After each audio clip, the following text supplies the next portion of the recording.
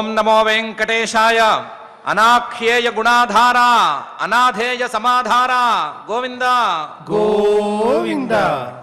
बद्धांजलि प्रणत गौरव पाद पद्म कर्णांचल प्रसृत तावक तत्व शब्द नेत्रांचल प्रवहदात्म सुखांबुयुक्त कालांजयानि भवदीय कृपा प्रयुक्त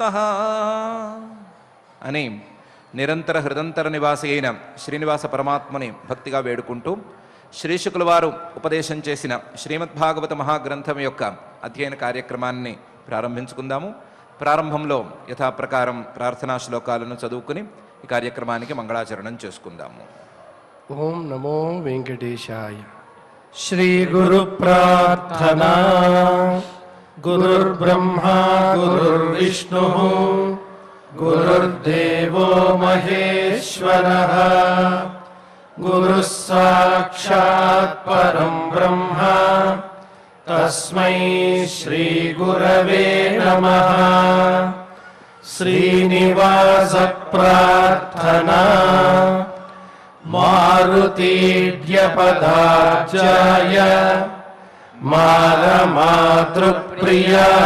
చ మారుతాయ మలభ్యాయ శ్రీనివాసాయ తే నమః. అథ సంకల్పః శ్రీమదాదివరాహ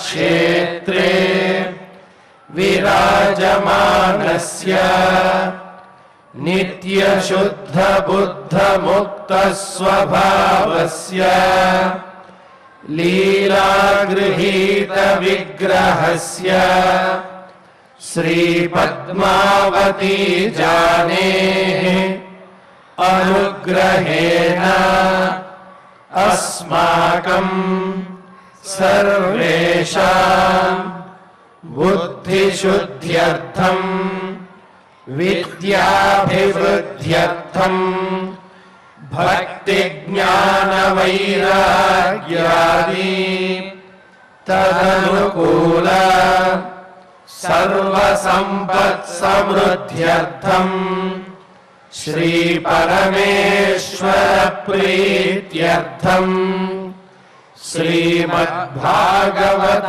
పాఠం కరిష్యామహే.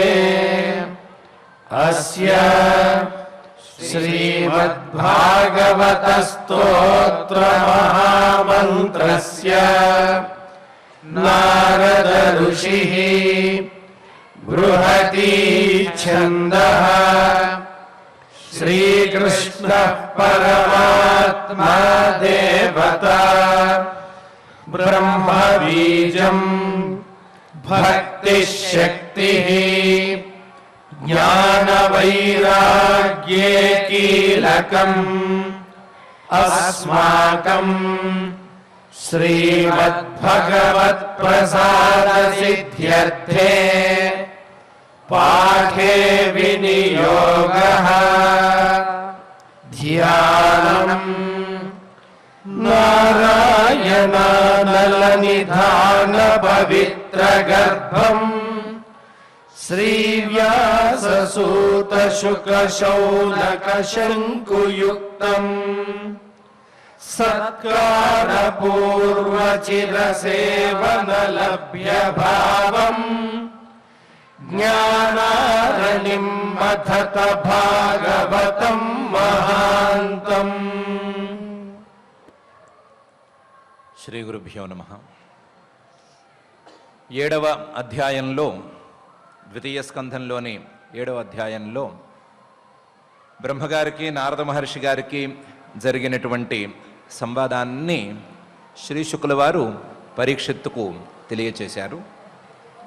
అది విన్న పరీక్షిత్తు శ్రీ శుకుల వారిని కొన్ని ప్రశ్నలను వేశాడు అనే విషయాన్ని చెప్పడానికి 8వ అధ్యాయాన్ని ప్రారంభిస్తున్నారు. ఆ 8వ అధ్యాయ ప్రారంభంలో బ్రహ్మనారద సంవాదాన్ని విన్న పరీక్షిత్తు ఇలా అడిగాడు. రాజోవాచ బ్రహ్మణా చోదితో బ్రహ్మన్ గుణాఖ్యానే అగుణస్య చ యస్మై యస్మై యథా ప్రాహ నారదో దేవదర్శన అని. బ్రహ్మనారద సంవాదం జరిగింది అని నువ్వు చెప్పావు. ఆ సంవాదాన్ని విస్తృతంగా కూడా చెప్పావు. కానీ చివరికి త్వమేతద్విపులీకురు అని బ్రహ్మగారు నారదుడితో అన్నట్లుగా చెప్పావు. సాక్షాత్తు భగవంతుడే నాకు చెప్పినటువంటి తత్వాన్ని నారదుడు అయినటువంటి నీకు నేను చెప్తున్నాను, నీవు దీన్ని లోకంలో విస్తృతపరచు అని బ్రహ్మగారు నారదుడితో అన్నాడు కదా. బ్రహ్మణా చోదిత, బ్రహ్మగారు ఇలా చెప్పగా బ్రహ్మన్, ఓ శుకమహర్షి, గుణాఖ్యానే చోదిత, ఆ పరమాత్మ తాలూకు గుణాలను గురించి చెప్పమని, వాటిని వివరించమని బ్రహ్మగారు నారదుడితో చెప్పాడు కదా. అగుణస్యచ, ఆ పరమాత్మకి గుణాలే లేవు. గుణాలే లేనటువంటి ఆ పరమాత్మను, నిర్గుణుడైనటువంటి ఆ పరమాత్మను సరి అయిన రీతిలో బోధించటానికి ఈ గుణాలను నీవు వినియోగించుకో అని చెప్పాడు కదా. చెప్పినప్పుడు యస్మై యస్మై యథాప్రాహ నారదో దేవదర్శన, ఎవరెవరికి ఏ విధంగా ఆయన ఆ విషయాలను చెప్పాడు, ఎవరెవరి ద్వారా దీన్ని ప్రచారం చేశాడు, ఎవరెవరికి ఏ విధంగా ఉపదేశం చేశాడు. నారద ఆయన సామాన్యుడు కాడు, జ్ఞానాన్ని పంచిపెట్టడమే పనిగా పెట్టుకున్నవాడు. దేవదర్శన, దేవతల్లాగా చాలా ప్రకాశవంతంగా కనిపిస్తాడు. అదే సమయంలో దేవుడైనటువంటి, దేవాదిదేవుడైనటువంటి పరమాత్మను చూపించటానికి ఎప్పుడూ సమాయత్తమై ఉంటాడు. అటువంటి నారద మహర్షి, అందులోనూ బ్రహ్మగారే చోదన చేయగా, బ్రహ్మగారే ప్రోత్సహించగా ఎవరెవరికి ఏ విధంగా ఈ విషయాన్ని ప్రచారం చేశాడు అనే విషయాన్ని నాకు చెప్పవలసింది.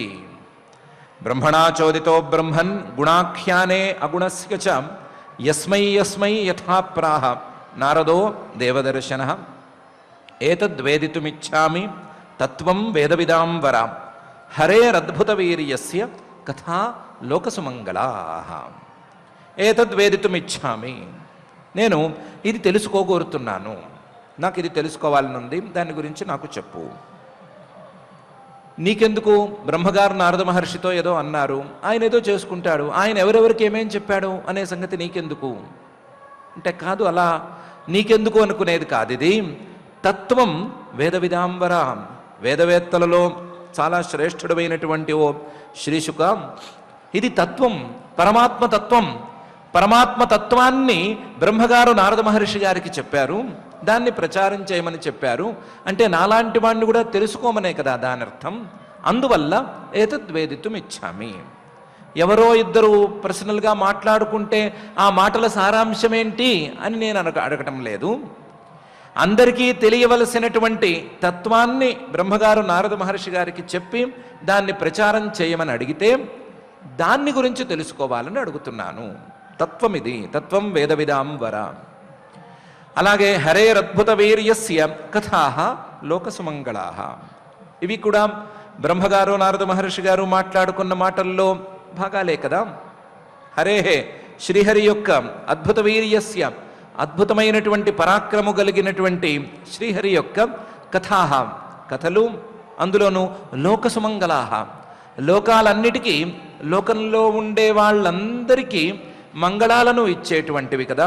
అందులోనూ సుమంగళాః, మంచి మంగళ ఫలితాన్ని అందించేవి కదా. ఆ కథలను చెప్పి, ఆ అవతారాలను గురించి చెప్పి వాటిని అందరికీ అందించమని కదా బ్రహ్మగారు నారద మహర్షి గారితో చెప్పారు. కాబట్టి వాళ్ళ మాటల్లో ఉండేటువంటి ఆ కథలు కూడా నేను వినాలి. ఏతద్వేదితుమిచ్చామి, ఏతద్వేదితుమిచ్చామి, తత్వం నాకు కావాలి, తత్వం వేదవిదాంబర హరేరద్భుత వీర్యస్య కథాః లోకసుమంగళాః. ఆ శ్రీహరి యొక్క కథలు, ఆ శ్రీహరి యొక్క పరమాత్మ తత్వం, ఈ రెండూ కూడా నాకు కూడా తెలియాలి అని పరీక్షిత్ గారు అంటూ, కథయస్వ మహాభాగ యథాహమఖిలాత్మని కృష్ణే నివేశ్య నిస్సంగం మనస్త్యక్ష్యే కలేబరం అని కూడా చెప్తున్నాడు. మామూలుగా తెలుసుకోవలసినటువంటి తత్వం, వినవలసినటువంటి కథలు అనేది ఉండనే ఉంది. దీనికి తోడు ప్రస్తుతం నేనున్న పరిస్థితి ఇది తెలుసుకుని తీరాలి అనేందుకు అనుకూలంగా ఉంది. కథయస్వ మహాభాగ, దయచేసి నువ్వు చెప్పు. మహాభాగ, చాలా గొప్పవాడివి నువ్వు, నీవు మాత్రమే చెప్పగలవు, కాబట్టి నువ్వు చెప్పు. యథాహమఖిలాత్మని కృష్ణే నివేశ్య నిస్సంగం మనః. నేను నా మనస్సుని నిస్సంగం మిగతా విషయాల మీద ఉండేటువంటి సంబంధాలన్నిటినీ తీసేసి కేవలం కృష్ణే నివేశ్య, కేవలం ఆ శ్రీకృష్ణుడి మీదకే ఉంచేటట్లుగా నువ్వు నాకు చెప్పు. కథయస్వ. ఆ శ్రీకృష్ణుడు ఎలాంటి వాడు? అఖిలాత్మని, అందరికీ ఆత్మస్వరూపుడు, అన్నిటా తానే ఉన్నటువంటి వాడు, అందరిలోనూ తానే ఉన్నటువంటి వాడు. అటువంటి పరమాత్మ అయినటువంటి శ్రీకృష్ణుడి యొక్క తత్వం నువ్వు నాకు ఉపదేశం చేస్తే నేను నా మనస్సును ఆ తత్వంలో నిలబెట్టుకుని మిగతా వాటి మీద నుంచి నా మనస్సును తీసేసి కేవలం నిస్సంగం, ఏ రకమైనటువంటి సంబంధం లేకుండా కేవలం ఆ శ్రీకృష్ణుడి మీదే నా మనస్సును ఉంచేసుకుని మనః త్యక్ష్యే కళేబరం, అతి తక్కువ ఆయుస్సు ఉంది కాబట్టి నా శరీరాన్ని విడిచిపెట్టేసుకుంటాను. మనస్సులో కేవలం శ్రీకృష్ణుణ్ణి ఉంచుకుని, ఆయన్ని మాత్రమే ఉంచుకుని శరీరాన్ని విడిచిపెట్టుకోవటానికి నాకు నువ్వు సహాయం చెయ్యి అని ప్రత్యేకించి పరీక్షిత్ గారు అడుగుతున్నారు. కథయస్వ మహాభాగ యథాహమఖిలాత్మని కృష్ణే నివేశ్య నిస్సంగం మనస్త్యక్ష్యే కళేబరం అని. మరి నువ్వు శ్రద్ధగా వినగలవా? నీకున్న పరిస్థితికి, నీకుండేటువంటి భయానికి నువ్వు శ్రద్ధగా వినేందుకు ఛాన్స్ ఉందా అని అడిగితే చెప్తున్నాడు. శృణ్వత శ్రద్ధయా నిత్యం గృణతశ్చ స్వచేష్టితం కాలేన నాతి దీర్ఘేణ భగవాన్ విశతే హృది అని. లేదు, నేను వింటాను, శ్రద్ధగా వింటాను, నేను శ్రద్ధగా వింటాను కాబట్టి శృణ్వత శ్రద్ధయా నిత్యం, రోజు శ్రద్ధగా గనక ఆ పరమాత్మను గురించి వినేవారు ఎవరున్నా సరే, ఎవరు విన్నా సరే, గృణతశ్చ స్వచేష్టితం, ఆ పరమాత్మ తాలూకు క్రియలను, దివ్యమైనటువంటి లీలలను ఎవరైనా చెప్తూ వస్తున్నా సరే, శృణ్వత శ్రద్ధయా నిత్యం గృణతశ్చ స్వచేష్టితం కాలేన నాతి దీర్ఘేణ భగవాన్ విశతే హృది. ఎక్కువ సుదీర్ఘమైనటువంటి కాలమేమీ అక్కర్లేదు, కాలం తక్కువగా ఉంది కదా అనే ప్రశ్న అనవసరము. కాలేన నాతి దీర్ఘేణ, చాలా తొందరగానే భగవాన్, ఆ భగవంతుడు విశతే హృది, మనస్సులోకి ప్రవేశించేస్తాడు. నేను శ్రద్ధగా వింటాను, శ్రద్ధగా వినేవాడి యొక్క మనసులోకి ఆ పరమాత్మ తొందరగా ప్రవేశిస్తాడు కాబట్టి నా మనసులోకి కూడా తొందరగానే ప్రవేశిస్తాడు. తొందరగా ప్రవేశించి నా మనసులో నిలబడిపోతాడు. నిలబడ్డప్పుడు నేను చేసుకోవాల్సిన పని నేను చేసుకుంటాను అని పరీక్షిత్ గారు మళ్ళీ అంటున్నాడు. శృణ్వత శ్రద్ధయా నిత్యం గృణతశ్చ స్వచేష్టితం కాలేన నాతి దీర్ఘేణ భగవాన్ విశతే హృది అని. దీని తాలూకు ప్రయత్నం ఎంత కావాలో అంత నేను చేసుకుంటాను. నేను ప్రయత్నం చేసుకుని విని, సాధ్యమైతే నా నోటితో కూడా నేను కూడా చెప్పుకుని, నా మనసులోకి ఆ భగవంతుడు ప్రవేశించేలాగా నేను పాటుపడతాను అని ఈ శ్లోకంలో శ్రీ శుకుల వారికి హామీ ఇస్తున్నాడు. నువ్వు చెప్పొచ్చు, నేను వినటానికి సిద్ధంగా ఉండేవాడినే, వినటానికి కావలసిన శ్రద్ధతో ఉండేవాడినే అని అంటున్నాడు. పోనీ ఒకవేళ శ్రద్ధ లేకపోయినా, వినటం అనేది సరిగ్గా జరగకపోయినా పర్వాలేదు. ప్రవిష్ట కర్ణరంధ్రేణ స్వానాం భావ సరోరుహం ధునోతి శమలం కృష్ణ సలిలస్య యథాశరత్ అని. ఒకవేళ నేను శ్రద్ధగా వినకపోయినా నాకు లాభం కలుగుతుంది అని పరీక్షిత్ గారే స్వయంగా అంటున్నాడు. ప్రవిష్ట కర్ణరంధ్రేణ, నేను శ్రద్ధగా వినలేదు అని అనుకో, నీ ఎదుర్కొండా కూర్చున్నాను, సరిగ్గా వినటం లేదు, కాస్తంత మనస్సు డోలాయమానంగా ఉంది అని అనుకో. కానీ ఆ భగవంతుడు గనక ఒకవేళ ప్రవిష్ట కర్ణరంధ్రేణ, నా కర్ణరంధ్రాల్లోంచి లోపలికి గనక శబ్దరూపంలో ప్రవేశం చేస్తే, ఆ భగవంతుడి తాలూకు శబ్దాలు నా చెవిన పడుతూ ఉంటే, ప్రవిష్ట కర్ణరంధ్రేణ, ఆ భగవంతుడు అక్కడ ఆగిపోడు, ఆ శబ్దాలు అక్కడికి ఆగిపోవు. స్వానాం భావ సరోరుహం, లోపలికి, మనసు లోపలి పొరలలో కూడా చేరుకుంటాడు. హృదయ కమలంలోకి ఆ పరమాత్మ ప్రవేశిస్తాడు, శబ్దాల ద్వారా ప్రవేశిస్తాడు. ఆ శబ్దాలను శ్రద్ధగా వినకపోయినా ప్రవేశిస్తాడు. ప్రవిష్ట కర్ణరంధ్రేణ స్వానాం భావ సరోరుహం. లోపలికి ప్రవేశించిన తరువాత, శబ్దరూపంలో లోపలికి ప్రవేశించిన తరువాత ఆయన ఏం ఊరుకోడు, ఏం చేస్తాడు? ధునోతి శమలం కృష్ణ. ఆ మనస్సును మొత్తాన్ని క్లీన్ చేసేస్తాడు. ఆ మనసులో ఉండేటువంటి పాపాలని, ఆ మనసులో ఉండేటువంటి కుసంస్కారాలని అన్నిటినీ కూడా తొలగించేసేస్తాడు, విదిలించేస్తాడు, ఆ దుమ్ము దులిపేస్తాడు. ధునోతి శమలం కృష్ణ. ధునోతి విదిలించేస్తాడు. దేన్ని విదిలిస్తాడు? శమలం. అక్కడ ఉండేటువంటి దుమ్ము లాంటి పాపాలని, సంస్కారాలని విదిలించేస్తాడు, వాటిని బయటికి తోసేస్తాడు. ఎందుకంటే ఆయన పేరే కృష్ణ. కర్షణాత్, మనసులో ఉండేటువంటి పాపాలను, కుసంస్కారాలను, వీటన్నిటినీ బయటికి తోసేస్తాడు కాబట్టే, వాటన్నిటినీ బయటికి వెడలుగొడతాడు కాబట్టే ఆయనకు కృష్ణ అని పేరుంది. కాబట్టి ఆయన శబ్దాలు నా చెవుల్లోకి, చెవి రంధ్రాలలోకి ప్రవేశిస్తే ఆయన నా హృదయంలోకి ప్రవేశించి తీరుతాడు. ప్రవేశించిన వాడు నా మనసులోని దోషాలన్నిటినీ పోగొడతాడు. ఎలా? సలిలస్య యథా శరత్. వర్షాకాలంలో బాగా వర్షాలు పడితే నదులు నిండా ప్రవహిస్తూ ఉంటాయి, బాగుంటుంది. కానీ ఆ నదిలో నీళ్లు వెంటనే తాగటానికి పనికిరావు. ఎందుకంటే మట్టి నీళ్ళు అవి.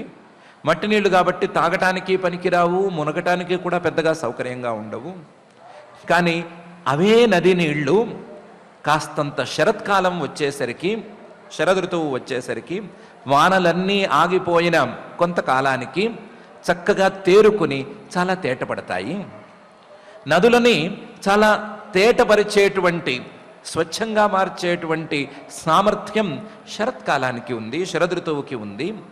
ఆ శరదృతువు ఎలాగైతే నదులన్నిటినీ స్వచ్ఛపరుస్తుందో, నదులే కాకుండా ఆ నది నీళ్లు చేరినటువంటి చెరువుల్ని అన్నిటినీ కూడా స్వచ్ఛపరుస్తుందో, అలాగే మనసులోకి చేరినటువంటి ఆ శ్రీకృష్ణుడు, చెవిరంధ్రాల గుండా మనసులోకి చేరినటువంటి ఆ శ్రీకృష్ణుడు మనస్సును స్వచ్ఛపరుస్తాడు. నీటిని స్వచ్ఛపరచడానికి రెండు దారులు ఉండొచ్చు. ఒకటి కుండలోను కానీ లేదా ఒక బిందెలో కానీ నీళ్లు తీసుకుని వాటిల్లో ఏదో పట్టిక కానీ లేకపోతే చిల్లగింజలు కానీ ఇలాంటివి వేయటం అనేటువంటి విధానం ఒకటి ఉంది. రెండోది వాటంతట అవి తేరుకునేంత వరకు ఆగటం అనే రెండు విధానాలు. ఈ రెండు విధానాలలో మొదటి విధానంతో పెద్దగా ఉపయోగం లేదు. మొదటి విధానం చిన్న ఒక బిందెను మాత్రమే స్వచ్ఛపరచగలదు.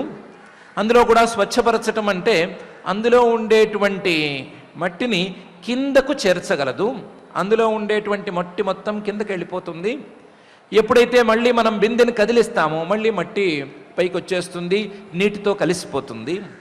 ఈ రకమైనటువంటి స్వచ్ఛతతో ఎక్కువ ఉపయోగం ఉండదు, ఎక్కువ కాలం ఈ స్వచ్ఛత నిలవదు కూడాను. కానీ శరత్కాలంలో సహజంగా జరిగేటువంటి ఆ స్వచ్ఛతా ప్రక్రియ కాలక్రమేణ నదులు పారుతూ ఉండగా వర్షాలు నిలిచిన తర్వాత జరిగేటువంటి స్వచ్ఛతా ప్రక్రియ నది నీటిని స్వచ్ఛంగా ఉండనిస్తుంది. అందులో ఏ రకమైనటువంటి మాలిన్యాలను తీసుకురాదు. అందులోనూ పెద్ద మొత్తంలో చేస్తుంది, ఎక్కువ కాలం ఆ స్వచ్ఛత నిలబడేటట్లు చేస్తుంది. అలాగే ఈ మనస్సును స్వచ్ఛపరచుకోవటానికి వేరు ప్రయత్నాలు ఎన్ని చేసినా సరే ఆ ప్రయత్నాలు చిన్న స్థాయి ప్రయత్నాలుగా మిగిలిపోతాయి, తాత్కాలికమైనటువంటి ప్రయత్నాలుగా మిగిలిపోతాయే కానీ నిజంగా ఆ ప్రయత్నం అనేది సఫలమైంది అని చెప్పుకునే స్థాయిలో ఉండదు. అది చెప్పుకునే స్థాయిలో ఉండాలి అంటే ఈ శ్రీకృష్ణుడు, ఆ శ్రీకృష్ణుడు యొక్క శబ్దాల ద్వారా చెవి రంధ్రాల గుండా మనసులోకి చేరాలి అని పరీక్షిత్తు గారు, శ్రోత అయినటువంటి పరీక్షిత్తు గారు చెప్తున్నారు. ప్రవిష్ట కర్ణరంధ్రేణ స్వానాం భావ సరోరుహం ధునోతి శమలం కృష్ణ సలిలస్య యథా శరత్ అనే ఈ శ్లోకంలో. మనస్సంతా ప్రసన్నమైతే లేదా ప్రశాంతమైతే అందులో ఉండేటువంటి మాలిన్యాలన్నీ తొలగిపోతే ఏమవుతుంది అని ఆయనే అంటున్నాడు. ధౌతాత్మా పురుష కృష్ణ పాదమూలం నముంచతి ముక్త సర్వ పరిక్లేశ పాంథస్వ శరణం యథా అని. మనస్సు గనక ఈ మాలిన్యాలు లేనటువంటి పరిశుద్ధతను పొందినట్లయితే ధౌతాత్మ, అలాంటి మనసు కలిగినటువంటి వ్యక్తి, పురుష, ఆ పురుషుడు కృష్ణ పాదమూలం నముంచతి, ఆ శ్రీకృష్ణుడి యొక్క పాదాలు అనేటువంటి మూలాన్ని, ఆ వేరుని నముంచతి, వదిలిపెట్టడు. ఆ శ్రీకృష్ణ పాదాలను గట్టిగా పట్టుకుని ఉంటాడు, వాటిని వదిలిపెట్టడు. కేవలం వినేవాళ్ళు, మనసులో స్వచ్ఛత లేకుండా వినేవాళ్ళు విని విడిచిపెట్టేసేయచ్చు. కానీ మనసు స్వచ్ఛపడిన తర్వాత ఆ పాదాలను విడిచిపెట్టేందుకు అవకాశమే ఉండదు. ధౌతాత్మ పురుష కృష్ణ పాదమూలం నముంచతి, విడిచిపెట్టకుండా పట్టుకుంటాడు. దానికి కారణం ముక్త సర్వ పరిక్లేశ. ఎప్పుడైతే మనసులోకి ఆ శ్రీకృష్ణుడు ప్రవేశించాడో, ఎప్పుడైతే మనసులోకి ప్రవేశించినటువంటి ఆ శ్రీకృష్ణుడు మనస్సును మొత్తాన్ని శుభ్రం చేస్తూ వస్తున్నాడో, అప్పుడు ఆ పురుషుడు ముక్త సర్వ పరిక్లేశగా మారిపోతాడు. అతనిలో ఉండే క్లేశాలు, అవిద్య, అస్మిత, రాగ, ద్వేష అభినివేశాలు, వాటి పిల్ల అభినివేశాలు, వాటి తాలూకు చిన్న చిన్న అవశేషాలు, ఇవన్నీ కూడా తొలగిపోతాయి. ముక్త సర్వ పరిక్లేశగా ఆ వ్యక్తి ఉంటాడు. అందువల్ల అతను పరిశుద్ధమైనటువంటి మనస్సుతో ఆ కృష్ణ పాదమూలం నముంచతి అనే స్థితిని చేరుకోగలుగుతాడు. దానికి ఉదాహరణగా పాంథస్వశరణం యథా అని పరీక్షిత్ గారు చెప్తున్నారు. ఎక్కడెక్కడో తిరిగినటువంటి బాటసారి, తిరిగి అలసిపోయి ఇంటికి చేరినటువంటి బాటసారి ఇంటికి వస్తూనే ఒక్కసారి ప్రశాంతంగా కూర్చుంటాడు. కూర్చున్నవాడు ఆ ఇంటి నుంచి మళ్ళీ వెళ్ళాలి అని అనుకోడు. తిరిగి మళ్ళీ ఇంత శ్రమ పడాలి అని పొరపాటును కూడా అనుకోడు. పాంథ తిరగటం ద్వారా తిరిగితే ఎంత శ్రమ కలుగుతుంది అని తెలుసుకున్నటువంటి బాటసారి స్వశరణం, ఒక్కసారి ఆ తిరుగుడంతా ఆపేసుకుని ఇంకా అక్కర్లేదు అని అనుకుని స్వశరణం, తన యొక్క ఇంటిని లేదా తన యొక్క ఆశ్రయాన్ని, తాను చేరుకోవలసినటువంటి గమ్యాన్ని చేరుకున్న తర్వాత మళ్ళీ అక్కడి నుంచి కదలకూడదు అని ఎలా నిర్ణయించుకుంటాడో, ఆ నిర్ణయానికి తగ్గట్లుగా ఎలా నడుచుకుంటాడో, అలాగే ఈ వ్యక్తి కూడా ధౌత సర్వపరిక్లేశ, ముక్త సర్వపరిక్లేశ అనేటువంటి ఈ ధౌతాత్మ కృష్ణ పాదమూలం నముంచతి, ఆ శ్రీకృష్ణుడి యొక్క పాదాలను విడిచిపెట్టకుండా గట్టిగా పట్టుకుంటాడు. ఎలాగైతే బాటసారి తిరిగితే కేవలం శ్రమే మిలుగుతుంది అనేటువంటి నిర్ణయాన్ని కలిగి ఉంటాడో, అలాగే ఈ స్థితిలో ఉండేటువంటి సాధకుడు కూడా బయట విషయాల వెంట తిరుగుతూ ఉంటే శ్రమ మాత్రమే మిగులుతుంది, వాటి వల్ల ఏ లాభము లేదు అనే నిర్ణయాన్ని పొందుతాడు. బాగా తిరిగి అలసిపోయి ఇంటికి చేరిన బాటసారి, నాకు అన్నిటికంటే ప్రశాంతమైన స్థానం నా ఇల్లే, నాకు ఉండే ఈ పూరి గుడిసైనా సరే నన్ను ప్రశాంతంగా ఉంచగలిగేది ఇది ఒక్కటే అని ఎలా నిర్ణయించుకుంటాడో, అలాగే నాకు అన్నిటికంటే అత్యుత్తమమైనటువంటి ప్రశాంతి స్థానం ఆ శ్రీకృష్ణ పాదమూలమే అని ఈ పరిస్థితిలో ఉండేటువంటి సాధకుడు నిర్ణయించుకోగలుగుతాడు అని లాభాన్ని గురించి కూడా పరీక్షిత్ గారు చెప్తున్నారు.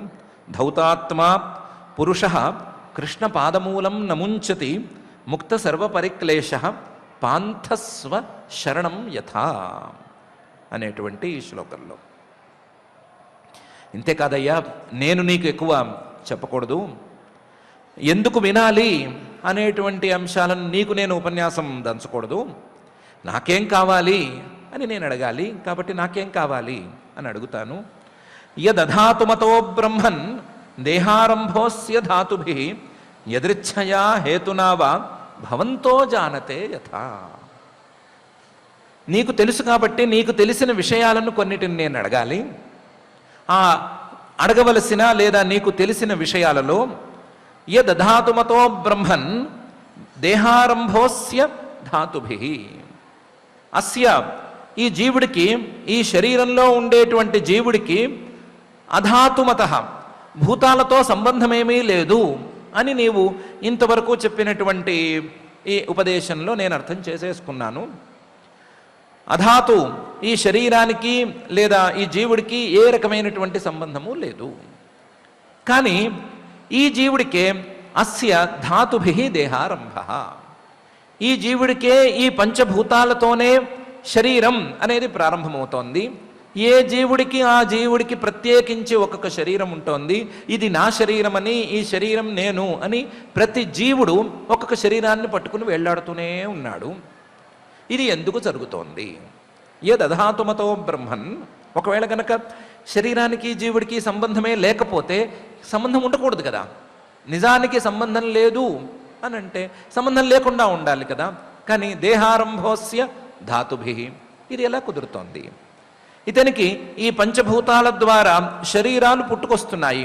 ఒక శరీరం తర్వాత మరొక శరీరం, మరొక శరీరం తర్వాత ఇంకొక శరీరం అన్నట్లు పుట్టుకొస్తూనే ఉన్నాయి. ఇది ఎందుకు జరుగుతోంది? యదృచ్ఛయా హేతునావా, అది యాదృచ్ఛికంగా తనంతట తాను జరిగిపోతోందా? దానికి అంటూ ప్రత్యేకించి కారణం లేదు అని చెప్పుకోవాలా? లేదా హేతునావా ప్రత్యేకించి ఒక కారణం ఉంది అని చెప్పుకోవాలా?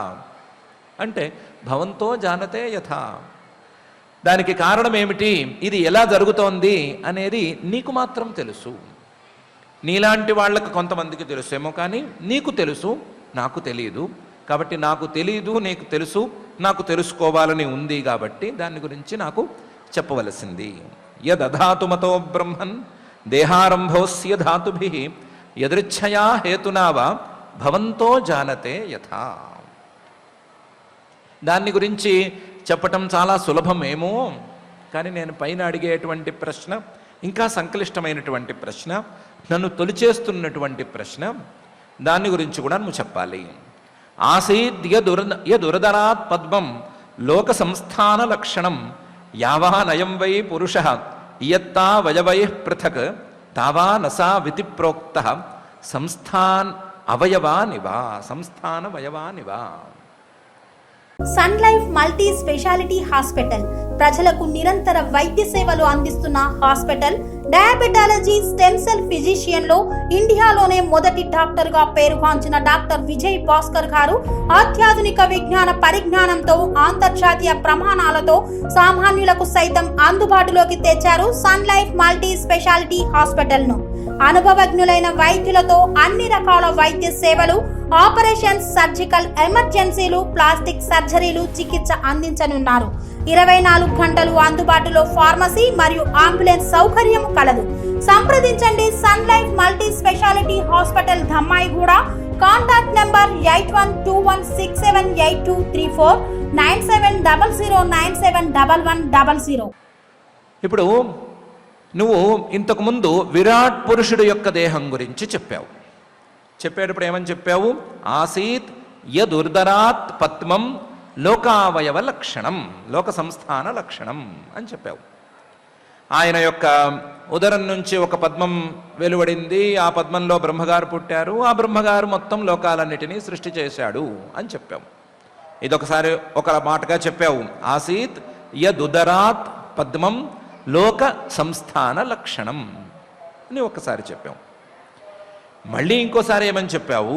యావా నయం వై పురుష ఇయత్తావయవై పృథక్ అని విడిగా చెప్పావు. ఒకసారేమో మొత్తం లోకాలన్నీ ఈ పరమాత్మ తాలూకు విరాట్ పురుష దేహంలో భాగాలు, విరాట్ పురుషుడు యొక్క శరీరంలో అవయవాలు అని చెప్పావు. దానికి ఏమని చెప్పావు? యావా నయం వై పురుష ఇయత్తావయవై పృథక్ తావాన్ అసౌ ఇది ప్రోక్త. మామూలుగా లోకంలో ఉండేటువంటి మనిషి శరీరంలో ఎన్నెన్ని అవయవాలు ఉంటాయో ఆ అన్ని అవయవాలను ఇందులోకి పొందుపరిచి చూపించి చెప్పావు. ఇలాగా పాతాళం ఈయన యొక్క పాదాలు, తర్వాత వచ్చే లోకాలు పిక్కలు అని మొత్తం శరీరంలో ఉండే అవయవాలన్నిటినీ గుచ్చి చెప్పావు. యావానయం వై పురుష ఇయత్తా అవయవై పృథక్, ఈ శరీరంలో ఉండే భాగాలు ఎన్నుంటాయో ఆ అన్ని భాగాలను విరాట్ పురుష దేహానికి అమర్చి మరీ చెప్పావు. తావాన్ అసౌ ఇది ప్రోక్త సంస్థావయవయవానివా. ఆయనకు ఈ అవయవ సంస్థానం మొత్తం, అవయవాల యొక్క అమరిక మొత్తం మామూలు పురుషుడిలాగానే ఉంది. ఆ అవయవాల లెక్క కూడా మామూలు జీవుడికి, శరీరాల్లో ఉండేటువంటి, శరీరాన్ని ధరించి ఉన్నటువంటి జీవుడికి ఎంత లెక్కలో ఉంటుందో అంత లెక్కలో ఉంటుంది అని చెప్పావు. చూస్తే, జాగ్రత్తగా చూస్తే, శరీరం అనేది ఇటు జీవుడికి, అటు విరాట్ పురుష దేహంలో ఉండేటువంటి పరమాత్మకి ఇద్దరికీ సమానంగా ఉన్నట్లుంది. జీవుడి యొక్క శరీరం చిన్న శరీరం, పరమాత్మ యొక్క శరీరం పెద్ద శరీరం. జీవుడి యొక్క శరీరంలో చిన్న చిన్న అవయవాలు ఉన్నాయి, కానీ ఎన్ని అవయవాలు ఇవి ఉన్నాయో అన్నే అవయవాలు పరమాత్మ యొక్క విరాట్ పురుష శరీరంలో కూడా ఉన్నాయి. చిన్న పెద్ద అనేటువంటి తేడానే తప్ప శరీరం అనేది ఇద్దరికీ సమానంగా ఉంది. ఒకవేళ శరీరాన్ని ధరించి ఉండేవాడు, శరీరంలో ఉండేవాడు జీవుడైతే, అంత పెద్ద శరీరంలో ఉండేవాడు ఆయన పరమాత్మ ఎలా అయిపోయాడు? ఆయన కూడా ఒక జీవుడే అవ్వాలి కదా. పోనీ ఆ పరమాత్మకి ఈ జీవుడికి ఉండేటువంటి తేడా ఏంటి? అది ఎక్కడి నుంచి వచ్చింది అనేది పెద్ద ప్రశ్న. ఈ ప్రశ్నకు నువ్వు సమాధానం చెప్పాలి. అజసృజతి భూతాని భూతాత్మా యదనుగ్రహాత్ దదృశే ఏన తద్రూపం నాభి పద్మ సముద్భవ. ఈ ప్రశ్న కూడా పూర్తి కాలేదు. ఆసీత్ యదుదరాత్ పద్మం అన్నప్పుడు ఆయన యొక్క నాభి కమలం నుంచి పద్మం అనేది పుట్టుకొచ్చింది అని అనుకున్నాం కదా. పద్మం అంటే ఆ పద్మంలో పుట్టిన బ్రహ్మగారు గుర్తుకు రావాలి కదా. అజసృజతి భూతాని, ఆ బ్రహ్మగారే ఈ సృష్టి మొత్తం చేస్తున్నాడు అంటున్నారు. భూతాత్మ, ఈ సృష్టించినటువంటి ఈ వస్తువులన్నిటినీ ఆయన నేను సృష్టించాను అని అనుకుంటున్నాడు. అందులోకి ఆ బ్రహ్మగారు చేరుతున్నాడు భూతాత్మ. కానీ నేను స్వతంత్రంగా సృష్టి చేయట్లేదు అని ఆయనే చెప్పుకున్నాడు. యదనుగ్రహాత్, ఆయన నన్ను క్రీగంట ఒక్కసారి చూస్తాడు, నాకు అర్థమైపోతుంది, నేను సృష్టి మొదలు పెట్టేస్తాను అని ఆయనే చెప్పుకున్నాడు. యదనుగ్రహాత్. మళ్ళీ దదృశే ఏన తద్రూపం నాభి పద్మ సముద్భవ. మళ్ళీ నేను ఆ పరమాత్మ యొక్క స్వరూపాన్ని చూశాను అని ఆ బ్రహ్మగారు చెప్తున్నాడు. పరమాత్మ యొక్క స్వరూపాన్ని చూశానంటున్నాడు.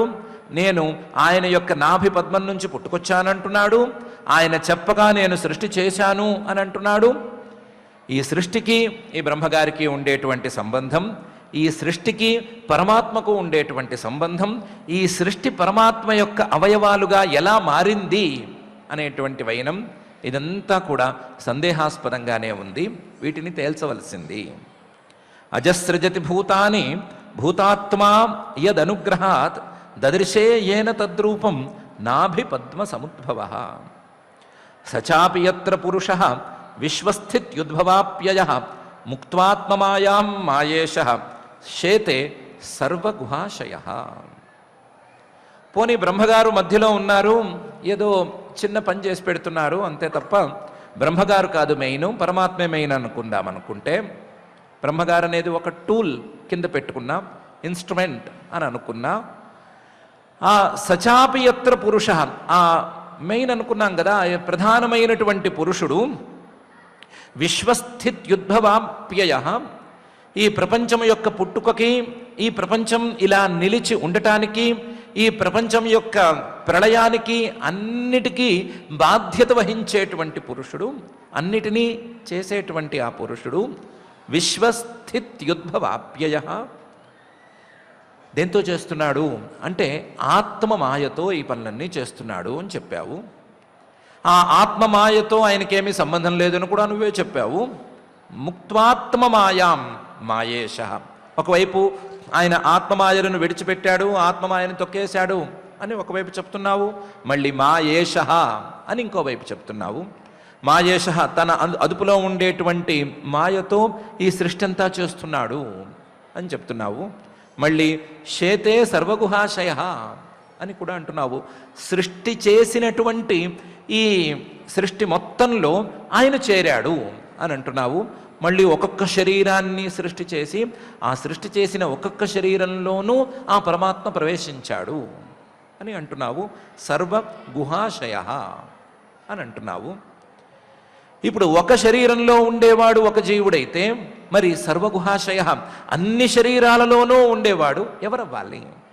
అన్ని శరీరాలలోనూ ఉండేవాడు పరమాత్మ అయితే ఒక శరీరంలో ఉండేటువంటి జీవుడికి ఒక శరీరం ద్వారా భోగం కలిగే మాట అయితే అన్ని శరీరాలలోనూ ఉండేటువంటి పరమాత్మకి అన్ని శరీరాల ద్వారా భోగం కలగాలి కదా.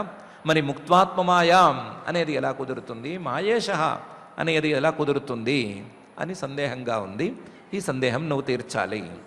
సచాపి యత్ర పురుష విశ్వస్థిత్యుద్భవాప్యయ ముక్త్వాత్మమాయాం మాయేష శేతే సర్వగుహాశయ అని పరీక్షిత్ గారు అడుగుతున్నారు. ఇంతేకాదు నాకు ఇంకొక సందేహం ఉంది. నువ్వు చెప్పిన విరాట్ పురుష దేహంలో పురుషావయవైర్లోకా సపాలా పూర్వకల్పితా లోకైరముష్యావయవా సపాలై ఇది శుశ్రుమా. నీ వాక్యమే బ్రహ్మ నారద సంవాదాన్ని చెప్పేటప్పుడే నీ వాక్యమే రెండు రకాలుగా ఉంది.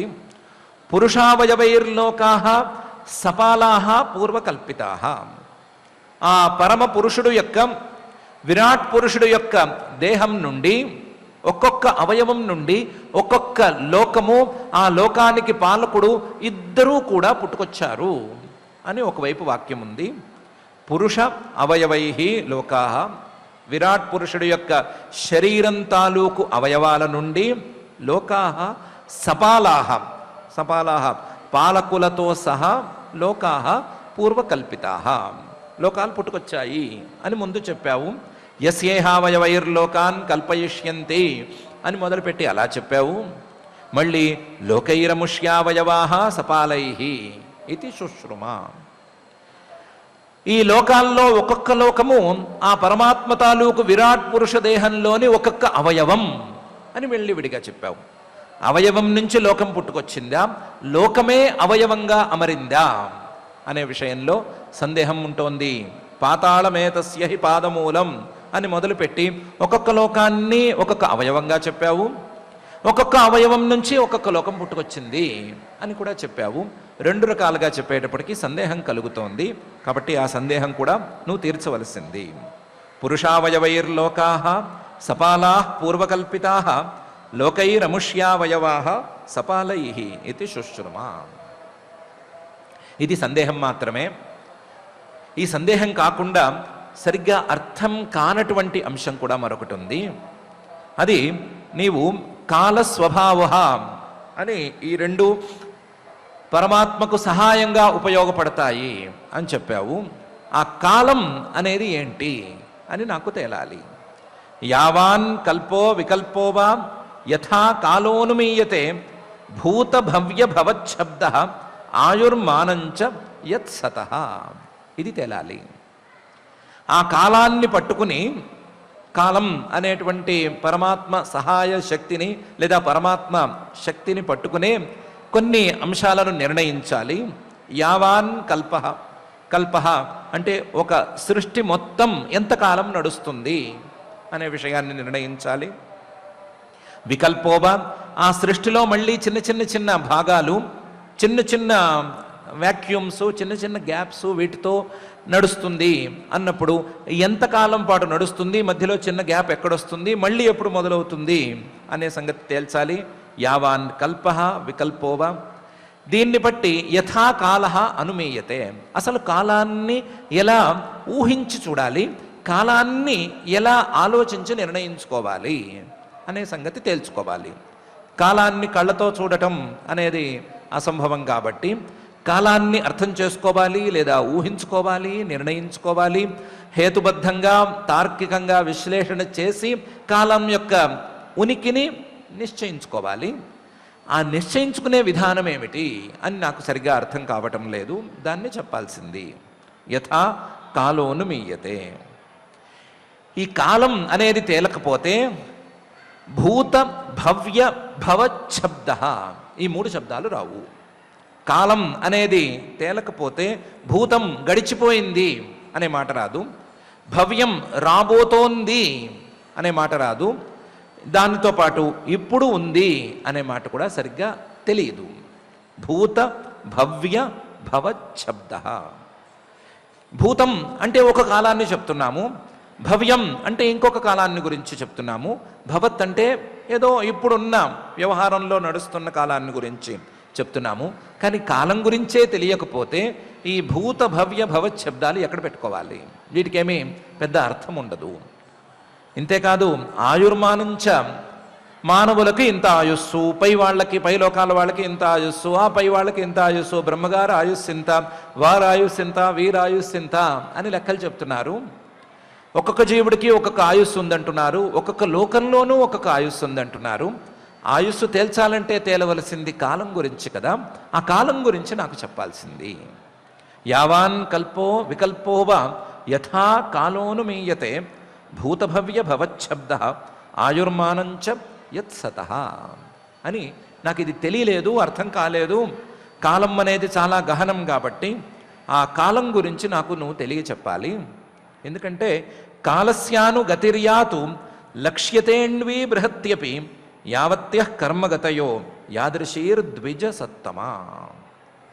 కాలం అనే దాని యొక్క గతి, కాలగతి అనేది కొన్ని చోట్ల సింపుల్గా ఉంది, కొన్ని చోట్ల చాలా పెద్దదిగా ఉంది.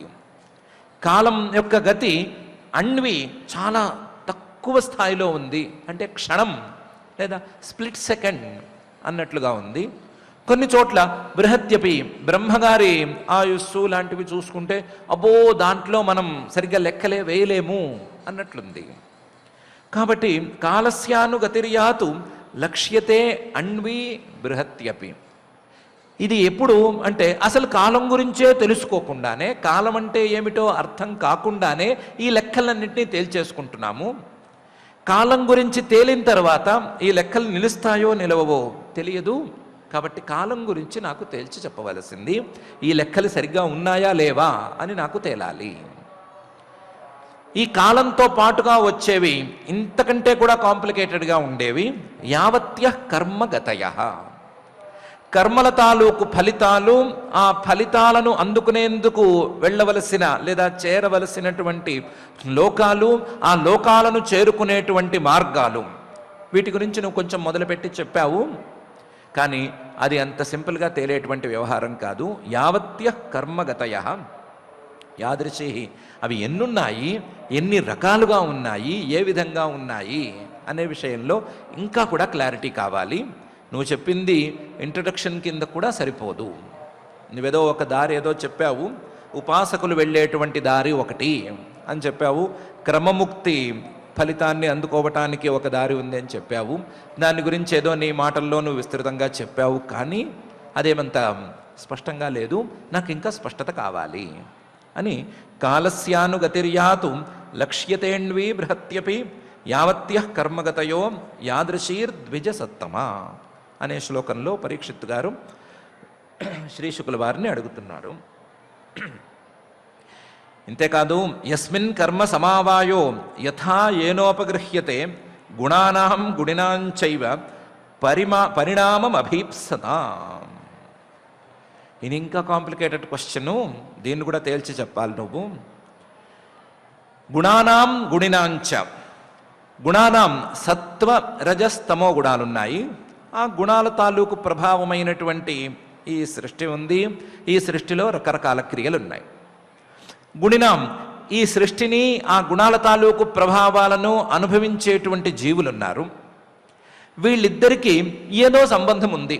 ఏదో సంబంధం ఉంది కాబట్టే వీళ్ళిద్దరూ ఒకదాని కోసం ఒకటి అన్నట్లు పనిచేస్తున్నారు. ఈ గుణాలేమో ఈ జీవుడికి ఫలితాన్ని ఇవ్వటానికి పనిచేస్తున్నాయి. ఆ గుణాలు ఫలితాలను ఇవ్వటమే తడవు, జీవుడు దాన్ని అనుభవించేయాలని చూసేస్తున్నాడు. ఈ గుణానాం గుణినాంచైవ, వీళ్ళిద్దరికీ ఉండేటువంటి సంబంధం చాలా గట్టి సంబంధం. అందులో ఈ గుణినాం, ఈ జీవులు పరిణామం అభీప్సతాం, ఎప్పటికప్పుడు ఎదగాలి అని తాపత్రయపడతారు. ఎప్పటికప్పుడు ఉన్న స్థితి నుంచి పై స్థాయికి వెళ్ళాలి అని ప్రయత్నం చేస్తూనే ఉంటారు. పరిణామం అంటే మనిషిగా ఉన్నవాడు, ఈ మనిషిగా ఉంటే ఏమీ లాభం లేదు, మనకు సరిగ్గా శక్తులు లేవు, మనం కొంచెం పై స్థాయికి వెళ్ళి దేవతల్లాగా మారిపోతే మన చేతిలో కాస్త ఆయుధము ఉంటుంది, మనకి శక్తి ఉంటుంది, కొంచెం ఓం హాం భీం భట్ అంటే ఏమైనా పుట్టుకొస్తాయి, అనుభవించవచ్చు అనే ఆలోచనలో ఉంటాడు. పరిణామం అభీప్సతాం. కానీ ఆ పరిణామాన్ని యాక్సెప్ట్ చేసింది వేదం. ఇలాంటి పరిణామాన్ని అంటే ఇక్కడ ఉన్న స్థాయి నుంచి పై స్థాయికి వెళ్ళటానికి ఒప్పుకుని దానికి కొన్ని కర్మలు చెప్పింది, దానికి కొన్ని వైదికమైనటువంటి కర్మలను చెప్పింది. కానీ అన్ని కర్మలు అందరికీ పనికిరావు అని తేల్చి చెప్పింది. కర్మలు ఉన్నాయి, ఆ కోరికలు ఉన్నాయి, కానీ కోరికలు కర్మలు కలిసిపోవు. ఆ కోరిక ఉన్నంత మాత్రాన ప్రతి వాళ్ళు ఆ పని చేయటానికి వీల్లేదు. కానీ ఎవరికి ఎక్కడ ఎంత మేరకు అధికారం ఉంది అనే విషయంలో కాస్తంత రెస్ట్రిక్షన్ అనేది ఉంది అని చెప్తోంది. ఇలా రెస్ట్రిక్షన్ అనేది ఎలా అర్థం చేసుకోవాలి? యస్మిన్ కర్మ సమావాయః యథా ఏన ఉపగృహ్యతే. పైకి ఎదగాలనేటువంటి కోరిక అందరికీ ఉన్నప్పుడు, అందరికీ ఉండేటువంటి కోరికలను తీర్చడానికి వేదంలో కర్మలు ఉన్నప్పుడు ఎవరు ఏ కర్మని తీసుకుని పైకి ఎదగాలి? యస్మిన్ కర్మ సమావాయః, ఎవరెవరు ఎన్నెన్ని కర్మలను చేసుకోవచ్చు, వారికి మాత్రమే ఉపయోగించే కర్మలేవి, వారికి ఉపయోగించి పైకి తీసుకెళ్లేటువంటి కర్మలేవి. అలా కాకుండా ఈ కోరికతో నేను ఈ కర్మ చేసేస్తాను అని అనుకుంటే వాళ్ళని ఇంకా దిగజార్చే కర్మలేవి అనే విషయం మీద నాకు స్పష్టత రావాలి. గహనా కర్మణో గతి అన్నారు కదా, ఆ కర్మలను గురించి కాస్త చెప్పవలసింది. యస్మిన్ కర్మ సమావాయః యథా ఏనోపగృహ్యతే గుణానాం గుణినాంచైవ పరిణామం అభీప్సతాం అని మానవుడు ఉన్నత స్థాయికి చేరుకోవటానికి సాధనాలుగా చెప్పినటువంటి కర్మలను గురించి నాకు క్లారిటీ ఇవ్వవలసింది అని పరీక్షిత్ గారు అడుగుతున్నారు. అసలు కర్మలు అనే మాట పుట్టుకు రావాలి అంటే జీవుడి గురించి రావాలి. జీవుడు, శరీరము, దేహము వీటి గురించి రావాలి. కాబట్టి దాని గురించి కూడా చెప్పాలి. భూపాతాళ కకువ్యోమ గ్రహ నక్షత్ర భూభృతాం సరిత్ సముద్ర ద్వీపానాం సంభవశ్చైతదోకసాం. ఇది కావాలి. అసలు ఈ భూలోకం ఎలా పుట్టింది, పాతాళం ఎలా పుట్టింది, కకుప్పులు దిక్కులు ఎలా పుట్టుకొచ్చినాయి, వ్యోమ ఆకాశం ఎలా వచ్చింది, గ్రహాలు అವೆలా కలిగినాయి, నక్షత్రాలు ఇవెలా పుట్టొచ్చాయి, భూభృతాం పర్వతాలు ఎలా పుట్టుకొచ్చాయి, అలాగే సరిత్ నదులు ఎలా వచ్చినాయి, సముద్రాలు ఇవెలా పుట్టుకొచ్చినాయి, ద్వీపాలు సముద్రాల మధ్యలో ఉండేవి, అలాగే నదుల మధ్యలో ఉండేవి ద్వీపాలు అವೆలా వచ్చినాయి, అలాగే ఇవన్నీ ఎలా ఎవరి నుంచి ఏ విధంలో పుట్టుకొచ్చాయి అనే సంగతి కావాలి.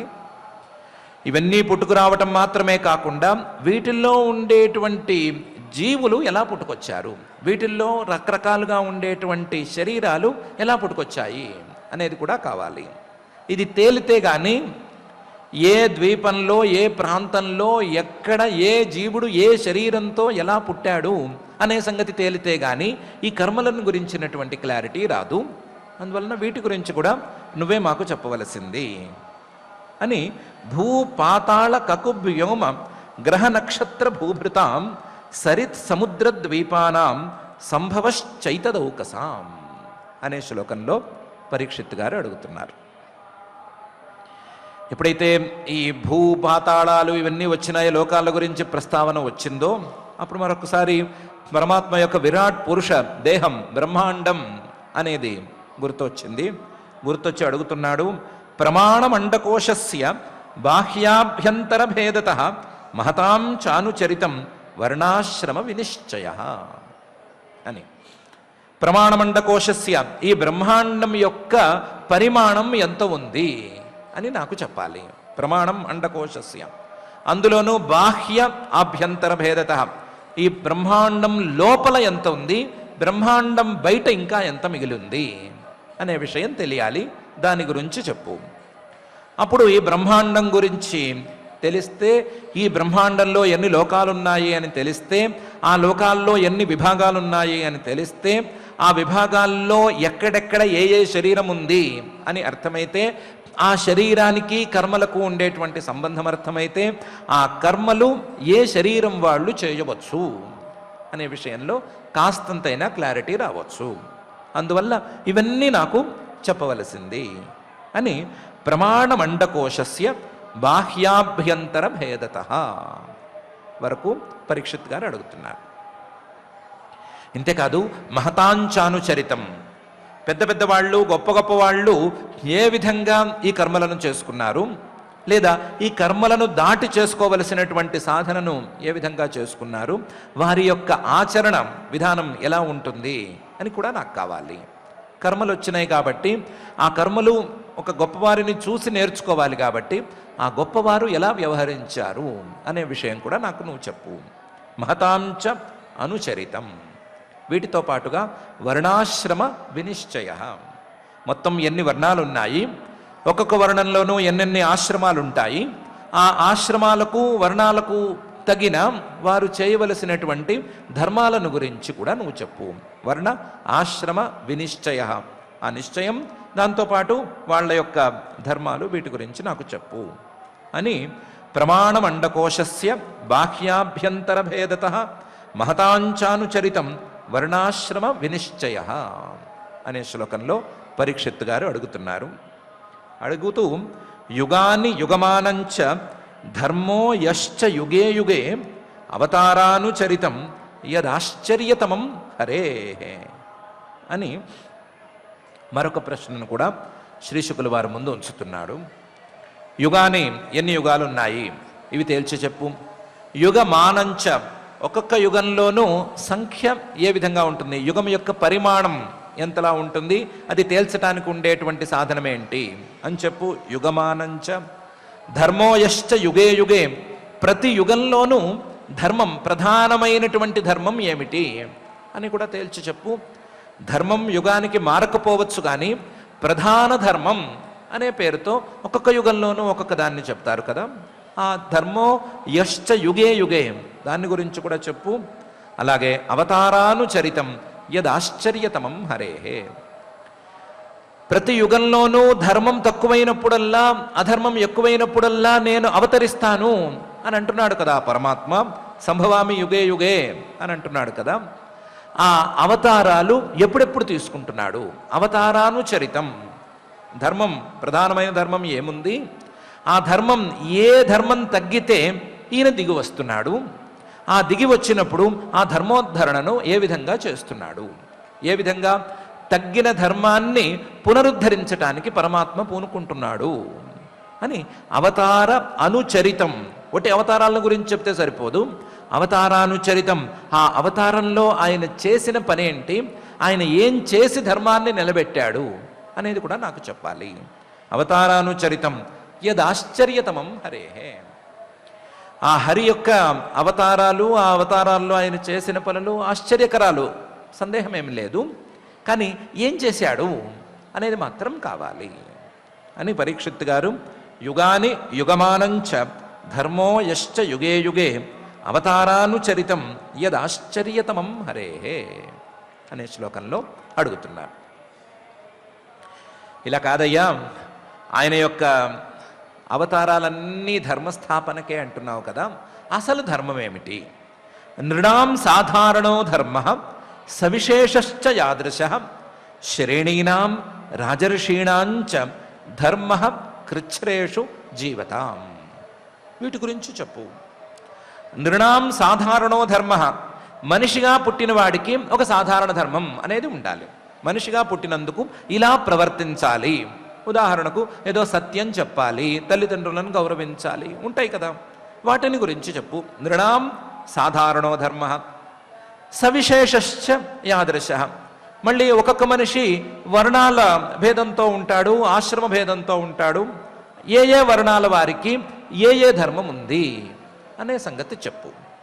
సవిశేషశ్చ యాదృశ, ఆ సాధారణ ధర్మాలు ఉంటూ ఉండగానే విశేష ధర్మాలు ఏమి కలుస్తాయి అనే సంగతి చెప్పు. అది ఏ విధంగా ఉంటుంది అని నిర్ణయించి చెప్పు.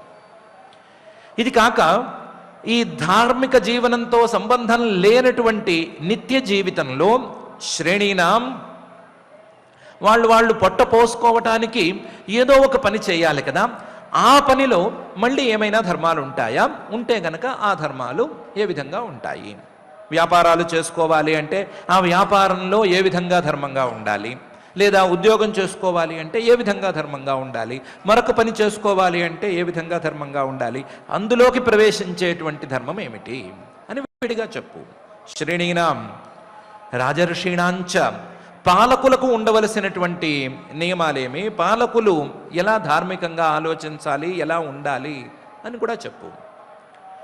ఇవన్నీ కాక ధర్మ కృచ్ఛ్రేషు జీవతాం, ఆపదలు వచ్చినప్పుడు ఆ ఆపద సమయంలో ఉండేటువంటి ఆపద్ధర్మాలు ఏమిటి అని కూడా చెప్పు. ఆపద సమయాల్లో ఆపదలు వచ్చినప్పుడు సామాన్యమైన ధర్మం అనేది కుదరదు కదా. అలాంటప్పుడు ఆపద్ధర్మాలు అనేవి ఎలా ఉంటాయి, కనీసం యాదృశ అనే తీరులోనైనా చెప్పు.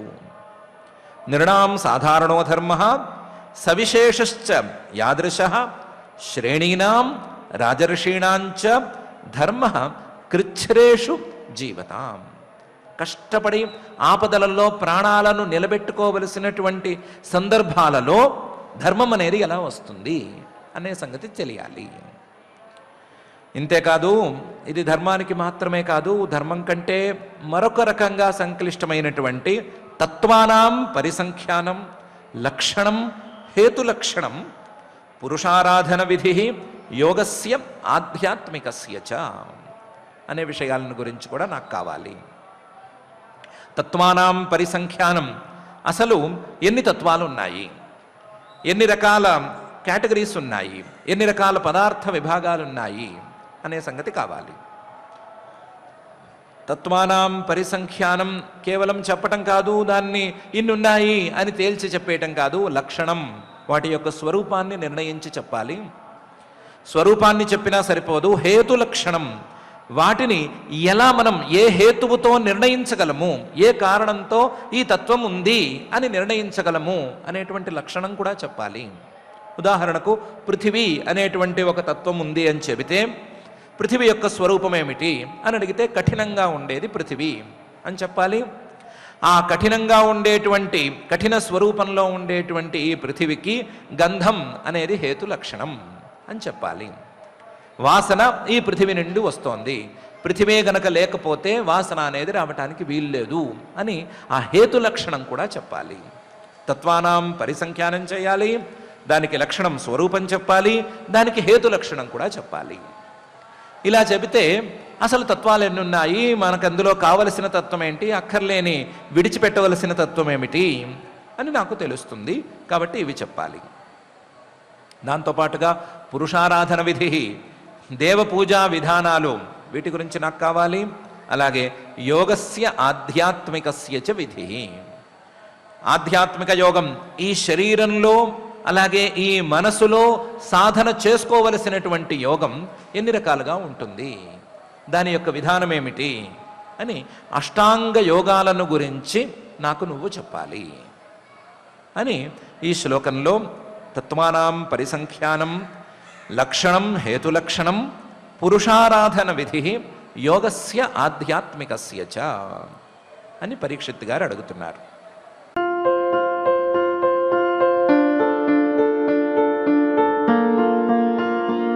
సంస్కృతి, సంప్రదాయం, ప్రేమ, ఆప్యాయత, రాజసం ఉట్టిపడే వేడుకలకు అనువైన ప్రదేశం MLN కన్వెన్షన్ హాల్. కని విని ఎరుగని రీతిలో జరిగే మీ ఇంటి కళ్యాణ వైభోగానికి అందమైన కళ్యాణ వేదిక MLN convention hall. MLN convention hall ప్రత్యేకతలు: సువిశాలమైన wedding halls, centralise AC, banquet hall మరియు విశాలమైన డైనింగ్ హాల్, వధువరుల కోసం ప్రత్యేక AC మరియు నాన్ AC గదులు, నక్షత్రాల వెలుగులో పచ్చని పచ్చికపై పార్టీల కోసం అనువైన గార్డెన్. MLN కన్వెన్షన్ లో CCTV పర్యవేక్షణతో పూర్తి భద్రత. ఎక్స్పీరియన్స్ అండ్ ప్రొఫెషనల్ వర్కర్స్ గల అన్నపూర్ణ గ్రూప్ వారి సేవలు. 2000 వాహనాలు పార్కు చేసేందుకు సువిశాల పార్కింగ్ సౌకర్యం.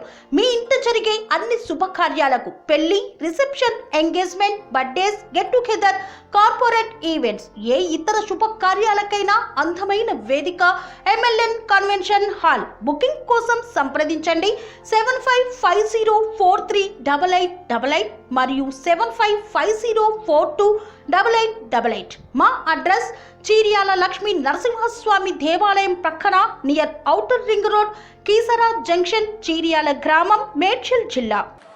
ఎప్పుడైతే యోగం గురించి ప్రస్తావన వచ్చిందో, యోగేశ్వరైశ్వర్య గతి లింగభంగస్తు యోగినాం వేదోపవేద ధర్మాణం ఇతిహాస పురాణయోహో, వీటి గురించి కూడా నాకు చెప్పాలి అని మళ్ళీ కొత్త ప్రశ్న వేస్తున్నాడు. యోగేశ్వరైశ్వర్య గతి, యోగేశ్వరులు యోగం యొక్క సాధన క్రమంగా చేయగా చేయగా దాని మీద పట్టు వచ్చిన వాళ్ళు, యోగేశ్వరులుగా మారిన వాళ్ళు ఐశ్వర్యాన్ని అంటే అణిమాద్యష్టైశ్వర్యాలను పొందుతారు అని అంటారు కదా. ఆ అణిమాద్యష్టైశ్వర్యాలను ఏ విధంగా పొందుతారు? అణిమాద్యష్టైశ్వర్యాలు కేవలం ఈ శరీరానికి ఈ లోకానికే పరిమితమా? పైన కూడా క్యారీ ఫార్వర్డ్ అవుతాయా? వాళ్ళకి ఆ అణిమాద్యష్టైశ్వర్యాలు పై శరీరానికి కూడా అందటానికి ఏ విధంగా మనం ఉపపాదన చేయగలము అనే సంగతి చెప్పాలి. యోగేశ్వరైశ్వర్య గతి. అంతేకాదు యోగం యొక్క చివరి ఫలితంగా మనస్సు పూర్తిగా లయించిపోవటం, స్వకారణంలో లయించిపోవటం, కైవల్యం సిద్ధించటం అని యోగశాస్త్రంలో చెప్తారు కదా. దాన్ని లింగభంగ అని అంటారు కదా. లింగం అంటే సూక్ష్మ శరీరం, మనస్సే ప్రధానంగా కలిగినటువంటి సూక్ష్మ శరీరం. ఆ సూక్ష్మ శరీరం మొత్తం పోతుంది అని అంటారు కదా. యోగినాం, యోగ సిద్ధులకు ఇది జరుగుతుందంటారు కదా. ఆ లింగభంగం అనేది ఎలా కలుగుతుంది, అసలు ఆ లింగభంగం అంటే ఏమిటి అనే సంగతి చెప్పాలి. యోగేశ్వరైశ్వర్య గతి లింగభంగస్తు యోగినాం వేదోపవేద ధర్మాణం ఇతిహాస పురాణయో స్వరూపం. వేదం, అసలు వేదం అంటే ఏంటి కావాలి, వేదాలు ఎన్నున్నాయి అనే సంగతి నేను మాటతో ఒకసారి చెప్పాలి. ఉపవేదాలు ఎన్నున్నాయి అని కూడా చెప్పాలి. ఆ వేద ఉపవేద వేదాలలో ఉండేటువంటి ధర్మాలు ఎన్ని రకాలుగా ఉంటాయని కావాలి. అలాగే ఇతిహాసాలు ఎన్నున్నాయి, అలాగే పురాణాలు ఎన్నున్నాయి, పురాణాలు వాటి యొక్క స్వరూపము, వాటి యొక్క లక్షణము, ఇవన్నీ కూడా కావాలి. వేద ఉపవేద ధర్మాణం ఇతిహాస పురాణయో స్వరూపం, వీటి యొక్క స్వరూపం నాకు తెలియాలి అని యోగేశ్వరైశ్వర్య గతి లింగభంగస్తు యోగినాం వేదోపవేద ధర్మాణం ఇతిహాస పురాణయో అనే శ్లోకంలో పరీక్షిత్ గారు అడుగుతున్నారు. ఇంతేకాదు సంప్లవ సర్వభూతానాం విక్రమ ప్రతిసంక్రమ ఇష్టాపూర్తస్య కామ్యానాం త్రివర్గస్య చ యో విధి అని వీటి గురించి కూడా చెప్పు అంటున్నాడు. సంప్లవ సర్వభూతానాం, మొత్తం ఈ పంచమహాభూతాల యొక్క సృష్టి ఎలా కలుగుతోంది అది చెప్పు. విక్రమ, ఈ మహాభూతాలు ఎలా ఉంటున్నాయి, వీటి యొక్క స్థితి ఎలా జరుగుతోంది అవి చెప్పు. అలాగే ప్రతి సంక్రమ, మళ్ళీ ఈ భూతాలన్నీ తమ తమ కారణాల్లోకి ఎలా లయించిపోతున్నాయి, ఉపసంహారం అనేది ఏ విధానంలో జరుగుతోంది ఇది చెప్పు. ఇష్టాపూర్తస్య, మానవులు చేయవలసినటువంటి 2 రకాల ప్రధాన కర్మలు ఇష్టం పూర్తం అనే తీరులో ఉంటాయని చెప్తారు. ఇష్టం అంటే వైదికమైనటువంటి కర్మలు, పూర్తం అంటే లోకంలో అందరికీ మంచి చేసేటువంటి పనులు అని అంటారు.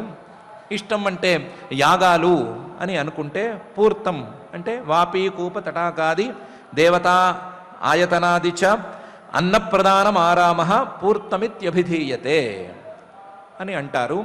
వాపి కూపాలు, చిన్న చిన్న బావులు, పెద్ద బావులు, చెరువులు, ఇలాంటి వాటిని తవ్వించటం, అందరికీ నీరు అందేలాగా ప్రయత్నం చేయటం, వాటిని ఆక్రమించుకోవటం కాకుండా వాటిని నిర్మించి అందరికీ ఉపకారం అందేటట్లు చేయటం. అలాగే దేవాలయాలను నిర్మించటం, దేవుళ్లకు సంబంధించిన సొమ్ములను స్వాహా చేయటం అని కాకుండా ఆ దేవాలయాలను నిర్మించటం, నిర్మించి అందరికీ భగవంతుణ్ణి దగ్గరకు చేయటం. అదేవిధంగా అన్నప్రదానం, అందరికీ అన్నాన్ని ఇవ్వటం, వారి నుంచి అన్నాన్ని లాక్కోవటం అని కాకుండా వారికి అన్నప్రదానం చేయటం, ఇవన్నీ కూడా పూర్తం అనేటువంటి కర్మలు అని అంటారు. ఈ పూర్త కర్మలు ఏ విధంగా ఉంటాయి, ఎన్ని ఉంటాయి, ఏ ఫలితాలను ఇస్తాయి అనే విషయాన్ని చెప్పాలి. ఇష్టం పూర్తం. అలాగే కామ్యం, ఏదో ఒక కోరికతో గనక కర్మ చేసినట్లయితే దాని నియమాలు ఏ విధంగా ఉండాలి, వాటి యొక్క ఫలితాలు ఏ విధంగా ఉంటాయి, వాటి యొక్క ఉత్తర పరిణామాలు ఏ విధంగా ఉంటాయి అనే సంగతి చెప్పాలి. అలాగే త్రివర్గస్య చ యో విధి, ధర్మ అర్థ కామాలు అనే పేరుతో ఉండే త్రివర్గాలకి విధానం ఏమిటి, ధర్మం ప్రకారం అర్థాన్ని సాధించుకోవాలి, ఈ ధర్మార్థంతోనే కోరిన కోరికను తీర్చుకోవాలి, అంతే తప్ప అధార్మికంగా అర్థాన్ని ధనాన్ని సాధించకూడదు, అధార్మికంగా కోరికలను కూడా తీర్చుకోకూడదు అని చెప్తారు కదా. దాని మీద మరింత స్పష్టతను ఇవ్వవలసింది అని సంప్లవ సర్వభూతానాం విక్రమ ప్రతిసంక్రమ ఇష్టాపూర్తస్య కామ్యానాం త్రివర్గస్య చ యో విధి అని వీటన్నిటి గురించి నాకు చెప్పవలసింది అని అంటున్నాడు. ఇంతేకాదు యశ్చానుశాయినాం సర్గ పాషండస్య చ సంభవ ఆత్మనో బంధమోక్షౌ చ వ్యవస్థానం స్వరూపతః అని వీటి గురించి కూడా కావాలి. యశ్చ అనుశాయినాం సర్గ, ఈ జీవుడు ఈ శరీరాన్ని విడిచిపెట్టేస్తున్నాడు, మళ్ళీ కొత్త శరీరాన్ని పొందుతున్నాడు. ఈ కొత్త శరీరాన్ని, ఒక శరీరాన్ని పట్టుకున్నటువంటి వాడు ఎలా పొందగలుగుతున్నాడు? అనుశాయినాం స్వర్గ, వీడి తాలూకు ఒక శరీరం పూర్తిగా మట్టిలోనో మరొక దాంట్లోనో కలిసిపోయింది. వీడి కొత్త శరీరం ఎక్కడి నుంచి పుట్టుకొస్తోంది, ఎవరు పుట్టిస్తున్నారు, ఎవరు అందిస్తున్నారు, ఇవన్నీ కావాలి. యశ్చ అనుశాయినాం సర్గ, వీళ్లల్లో పాషండస్య చ సంభవ, అతి నీచుడైనటువంటి వేద మార్గ నిందకుడు, వేద దైవ దూషకుడు వాడు కూడా పుట్టుకొస్తున్నాడు. వాడికి ఏ రకమైనటువంటి శరీరాలు కలుగుతున్నాయి, వాడికి శరీరాలను పుట్టించేవాడు ఎవడు? పాషండస్య చ సంభవ. అసలు ఇవన్నీ కాదు, ఆత్మనో బంధమోక్షౌ చ, ఈ ఆత్మస్వరూపానికి, శరీరాలతో సంబంధం లేనటువంటి ఆత్మస్వరూపానికి ఈ శరీరాలతో బంధం అనేది ఎలా ఏర్పడుతోంది? ఈ శరీరాల నుండి, ఈ బంధం నుండి శాశ్వతంగా మోక్షం అనేది ఎలా వస్తుంది? బంధం అనేది ఎక్కడి నుంచి ఏర్పడింది, మోక్షం అనేది ఎలా కుదురుతుంది? బంధం అనేది వాస్తవమా, మోక్షం అనేది శాశ్వతమా అనే సంగతి చెప్పాలి. ఆత్మనో బంధమోక్షౌ చ వ్యవస్థానం స్వరూపతః. దీని కాక ఇంకా కష్టపెట్టే మాట ఉంది, అసలు ఈ జీవుడికి ఏ సంబంధము లేదు అని ఒక మాట ఉంది. వ్యవస్థానం స్వరూపతః, జీవుడు తన స్వరూపాన్ని ఎప్పటికీ కోల్పోడు అని అంటారు. ఇన్ని శరీరాల వెంట పడేటువంటి జీవుడు ఒక శరీరం నుంచి మరొక శరీరానికి దాటుకుంటూ, దూక్కుంటూ, దేక్కుంటూ వెళ్ళేటువంటి జీవుడు శరీరంతో సంబంధం లేకుండా ఉంటాడు, శరీరానికి ఆ జీవుడికి సంబంధం లేదు అని అంటే ఎలా అర్థమవుతుంది? కాబట్టి వ్యవస్థానం స్వరూపతః, జీవుడు తన స్వరూపాన్ని కోల్పోకుండానే ఎలా ఉండగలుగుతున్నాడు అనే అంశాన్ని గురించి కూడా నాకు చెప్పవలసింది. యశ్చ అనుశాయినాం సర్గ పాషండస్య చ సంభవ ఆత్మనో బంధమోక్షౌ చ వ్యవస్థానం స్వరూపతః అని వీటి గురించి చెప్పాల్సింది. ఇదంతా కాదు, పిచ్చి ప్రశ్న ఇది. శరీరాలు ఎవరు చేస్తున్నారు, శరీరాలను ఎవరు పుట్టిస్తున్నారు అంటే పరమాత్మ చేస్తున్నాడు. ఆయన చేస్తున్నదేదో ఆయన అనుగ్రహంలాగా తీసేసుకుని నోరు మూసుకుని కూర్చోవాలే తప్ప దాని మీద ప్రశ్న వేయాల్సిందేముంటుంది అని అంటావేమో. అలా అనటానికి వీల్లేదు. యథాత్మతంత్రో భగవాన్ విక్రీడత్యాత్మమాయయా విసృజ్యమా యథామాయాం ఉదాస్తే సాక్షివత్ విభు. ఆయన మాత్రం ఈ శరీరాలను ఎందుకు పుట్టిస్తున్నాడు? ఆయన ఈ జీవుడికి శరీరాలను ఎందుకు కలిగిస్తున్నాడు? పోనీ ఎందుకో కలిగిస్తున్నాడు, వాడి కర్మలకు వాడిని బాధ్యుణ్ణి చేయటానికి ఈ శరీరాలని కలిగిస్తున్నాడు అని అనుకుందాం, ఓకే. కానీ ఎలా కలిగిస్తున్నాడు అంటే ఆత్మతంత్ర, ఆయనేమో స్వతంత్రుడు, స్వతంత్రుడై భగవాన్ సమర్థుడు. కానీ విక్రీడత్యాత్మ మాయయా, తన మాయతో ఈ శరీరాలన్నిటినీ కలిగిస్తున్నాడు అని చెప్పాలి. ఎందుకు చేస్తున్నాడు? క్రీడతి, ఏదో బొమ్మలాటలాగా ఆడుతున్నట్లుందే కానీ దీనికి వాస్తవమైన ఫలితం అనేది అందటం లేదు కదా. మళ్ళీ ఆ పరమాత్మ, ఇంత సర్వసమృద్ధుడైనటువంటి పరమాత్మ ఎందుకు ఆడుకుంటున్నాడు? కిమర్థం విక్రీడతి ఆత్మమాయయా. పోనీ ఆ మాయను పట్టుకుని ఆయన ఏమన్నా వెళ్ళాడుతున్నాడా? కాదు. విసృజ్యచ యథామాయా, ఆ మాయను ఏమాత్రం లెక్క చేయకుండా దాన్ని తన్న అవతల పారేస్తున్నాడు. విసృజ్యచ యథామాయాం. ఉదాస్తే ఈ మాయ తాలూకు వ్యవహారాలు నడుస్తున్నప్పుడు కూడా వాటితో ఏమాత్రం సంబంధం లేకుండా ఉన్నాడు, ఉదాసీనంగా ఉన్నాడు. సాక్షివత్ విభు, ఏదైనా ఒక పని జరుగుతున్నప్పుడు ఆ పనికి సాక్షిగా ఉండేవాడు ఆ పనిలో తల దూర్చకుండా కేవలం చూస్తూ ఉంటాడు. అలాగే పరమాత్మ కూడా ఈ సృష్టిని, సృష్టి తాలూకు పరిణామాలని అన్నిటినీ చూస్తూ ఉదాసీనంగా సాక్షిలాగా ఉన్నాడే తప్ప ఇందులోకి తల దూర్చటం లేదు. ఎందుకు? ఇలా ఎందుకున్నాడు? అసలు ఎలా ఉండగలుగుతున్నాడు? ఇలా ఎలా ఉండగలుగుతున్నాడు అనే సంగతి కావాలి. అయథాత్మతంత్రో భగవాన్ విక్రీడత్తి ఆత్మమాయయా విసృజ్యవా యథా మాయాం ఉదాస్తే సాక్షివత్ విభు. విభు ఆయనే తనంతట తానుగా ఈ సృష్టి రూపంలో మారిపోతున్నాడు, తన మాయా ప్రభావంతో మారుతున్నాడు. ఎందుకు మారుతున్నాడు అనే ప్రశ్న మాత్రం అలాగే ఉంటుంది. దానికి నాకు సమాధానం కావాలి. ఇంకా చాలా ఉన్నాయి, అవన్నీ ఆయా సందర్భాలు వచ్చినప్పుడు అడుగుతాం. కానీ ఇప్పటికైతే సర్వమేతచ్చ భగవన్ పృచ్ఛతే మే అనుపూర్వశః తత్వతోర్హస్యుదాహర్తుం ప్రపన్నాయ మహామునే అని తన ప్రశ్నలను ఆపేశాడు. ఏమంటున్నాడు? సర్వమేతచ్చ భగవన్, నేను అడిగింది మొత్తాన్ని నువ్వు చెప్పవలసింది. భగవన్, ఓ పూజనీయుడైనటువంటి శ్రీశుక, పృచ్ఛతే, నేను అడుగుతున్నాను, అడుగుతున్న వాడికి అనుపూర్వశః నీ వీలు ప్రకారం, సౌకర్యం ప్రకారం సమాధానం చెప్పవలసింది. ఈ ప్రశ్నకు ఈ ప్రశ్న తరువాతే సమాధానం అనేటువంటిదేమీ లేదు. నేను అడిగిన ప్రశ్నల క్రమంలోనే ఏదో క్వశ్చన్ పేపర్ ఇచ్చాము, దానికి ఆన్సర్స్ పక్కనే నంబర్ వేసి రాయాలి అనే స్థాయిలో అక్కర్లేదు. అనుపూర్వశః జాగ్రత్తగానే ఏ విధంగా చెప్తే సమాధానాలు లభిస్తాయో ఆ విధంగా చెప్పు.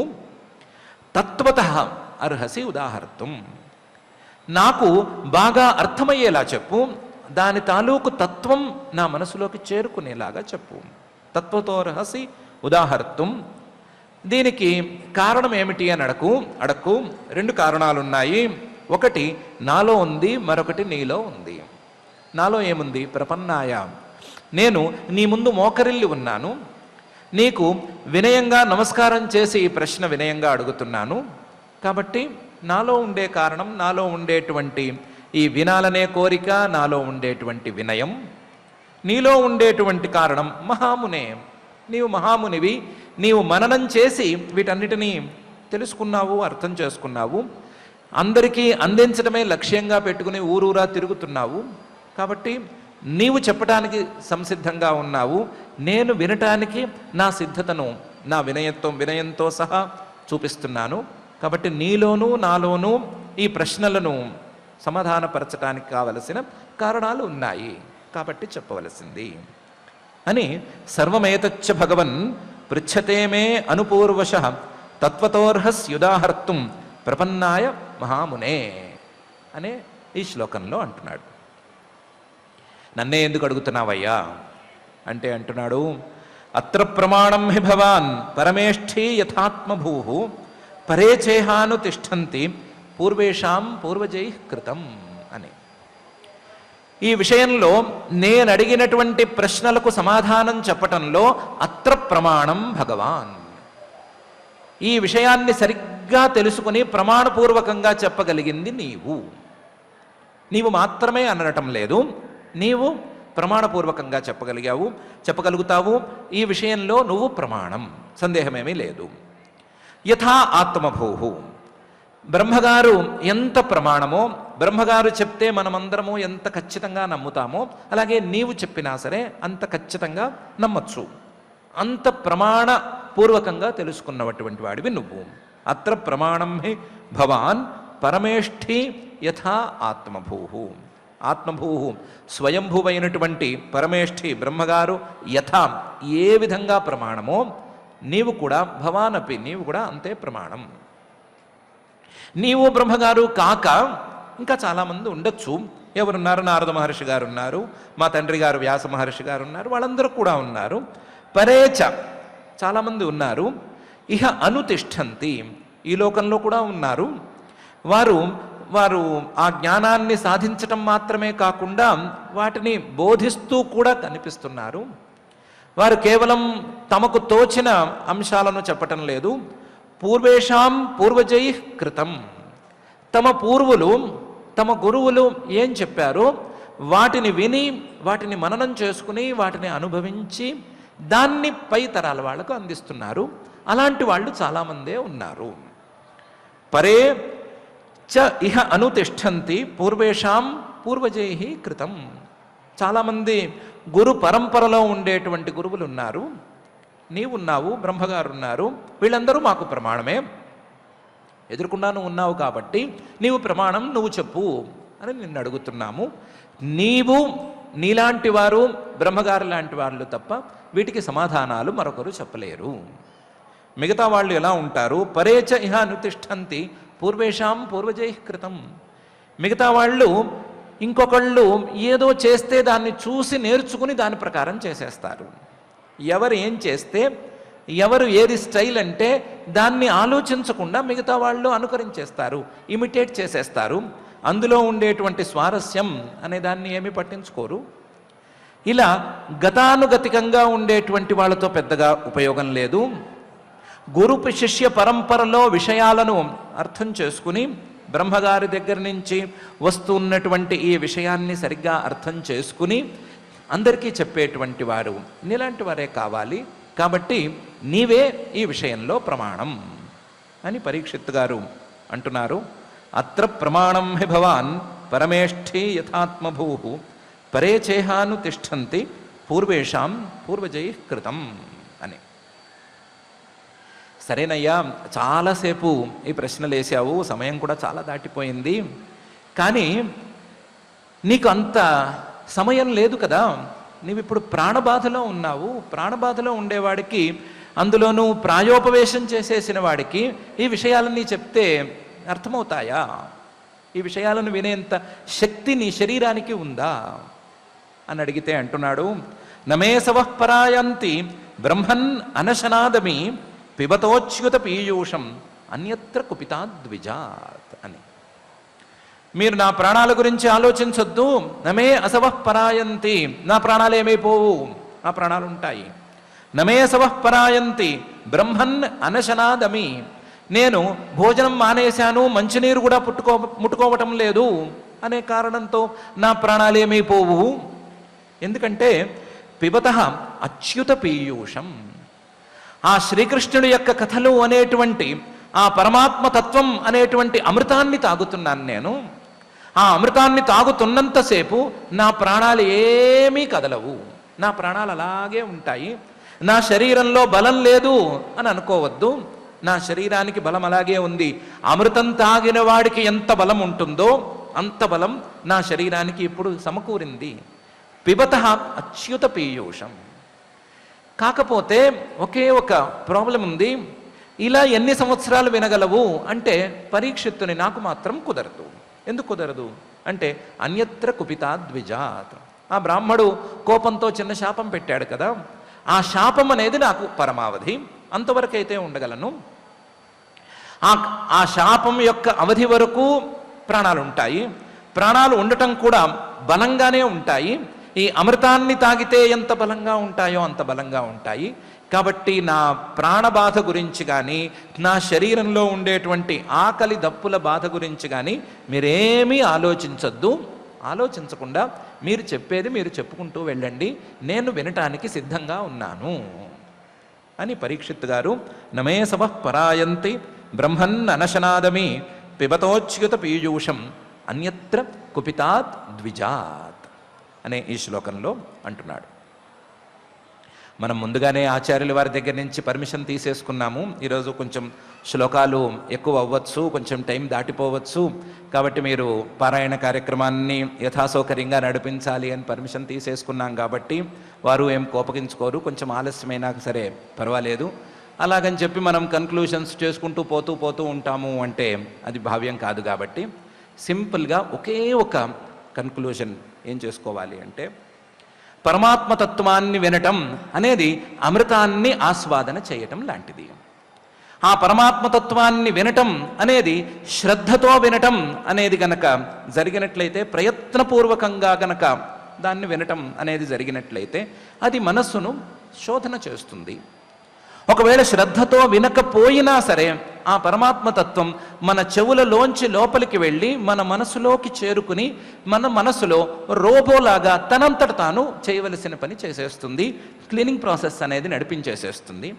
కాబట్టి శ్రద్ధగానో అశ్రద్ధగానో ఏదో విధంగా కుదిరితే శ్రద్ధతోనే మనం ఆ తత్వాన్ని గురించి వినాలి అని ఇంతవరకే కన్క్లూషన్. అలాంటి తత్వం వినేటువంటి అదృష్టాన్ని కుదిరితే దానికి జోడించవలసినటువంటి శ్రద్ధను మనకు ప్రసాదించవలసింది అని ఆ నిరంతర హృదంతర నివాసి అయిన శ్రీనివాసన పరమాత్మని భక్తిగా వేడుకుంటూ మనం పారాయణ కార్యక్రమాన్ని ప్రారంభించుకుందాం. ఈరోజు ద్వితీయ స్కంధంలో 8వ అధ్యాయంలో శ్లోకాలు మనం పారాయణ చేసుకుంటున్నాం. అథ శ్రీమద్భాగవతే పారమహంస్యాం సంహితాయాం ద్వితీయ స్కంధే అష్టమాధ్యాయే శ్లోకాః రాజోవాచ బ్రహ్మణాచోదితో బ్రహ్మన్ గుణాఖ్యానే గుణస్య చ యస్మై యథా ప్రాహ నారదో దేవదర్శనః ఏతద్వేదితుమిచ్ఛామి తత్వం వేదవిదాం వర హరేరద్భుత వీర్యస్య కథాలోకసుమంగళాః కథయస్వ మహాభాగ యథాహమఖిలాత్మని కృష్ణే నివేశ్య నిస్సంగం మనస్త్యక్షే కలేవరం శృణ్వత శ్రద్ధయా నిత్యం గ్రణతశ్చ స్వచేష్టితం కాలేన నాతిదీర్ఘేణ భగవాన్ విశతే హృది ప్రవిష్టః కర్ణరంధ్రేణ స్వానాం భావసరోరుహం ధునోతి శమలం కృష్ణః సలిలస్య యథా శరత్ ధౌతాత్మా పురుషః కృష్ణ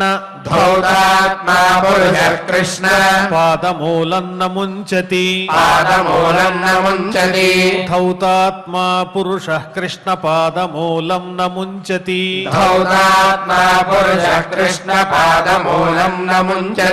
ముక్త సర్వ పరిక్లేశః పాంథః స్వశరణం యథా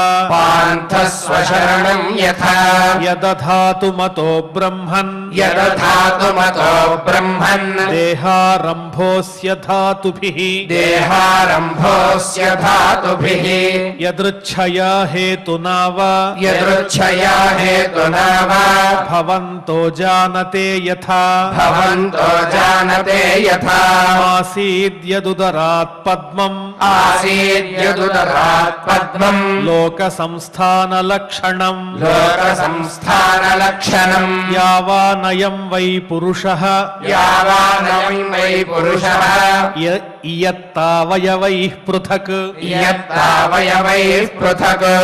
తావా ససావితి ప్రోక్తః సంస్థావయవవానివ అజసృజతి భూతాని భూతాత్మా యదనుగ్రహాత్ దదృశేయేన తద్రూపం రూపం నాభిపద్మసముద్భవః నాభిపద్మసముద్భవః సచాపి యత్ర పురుషో సచాపి యత్ర పురుషో విశ్వస్థిత్యుద్భవాప్యయః విశ్వశ్చిత్యుద్భవాప్యయః ముక్త్వాత్మమాయాం మాయేషః ముక్త్వాత్మమాయాం మాయేషః శేతే సర్వగుహాశయః శేతే సర్వగుహాశయః పురుషావయవైర్లోకాః పురుషావయవైర్లోకాః సపాలాః పూర్వకల్పితాః సపాలాః పూర్వకల్పితాః లోకైరముష్యావయవాః లోకైరముష్యావయవాః సపాలైరితి శుశ్రుమ సపాలైరితి శుశ్రుమ యావాన్ కల్పో వికల్పో వా యావాన్ కల్పో వికల్పో వా యథా కాలోనుమీయతే యథా కాలో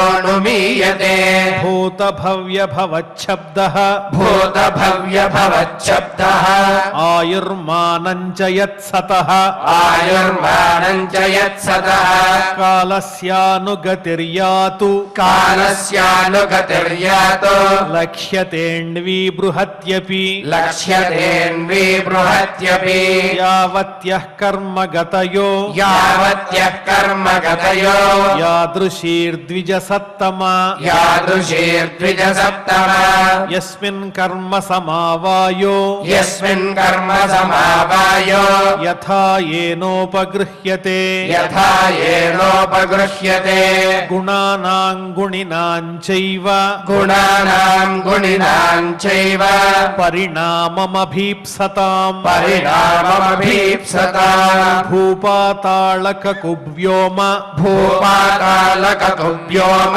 గ్రహ నక్షత్ర భూభృతాం గ్రహ నక్షత్ర భూభృతాం సరిత్సముద్రద్వీపానాం సరిత్సముద్రద్వీపానాం సంభవశ్చైతదోకసాం సంభవశ్చైతదోకసాం ప్రమాణమండకోశస్య ప్రమాణమండకోశస్య బాహ్యాభ్యంతరభేదతః బాహ్యాభ్యంతరభేదతః మహతాంచానుచరితం మహతాంచానుచరితం వర్ణాశ్రమ వినిశ్చయః వర్ణాశ్రమ వినిశ్చయః యుగాని యుగమానంచ యుగాని యుగమానం చ ధర్మో యశ్చ యుగే యుగే ధర్మో యశ్చ యుగే యుగే అవతారానుచరితం అవతారానుచరితం యదాశ్చర్యతమం హరేః యదాశ్చర్యతమం హరేః నృణాం సాధారణో ధర్మః నృణాం సాధారణో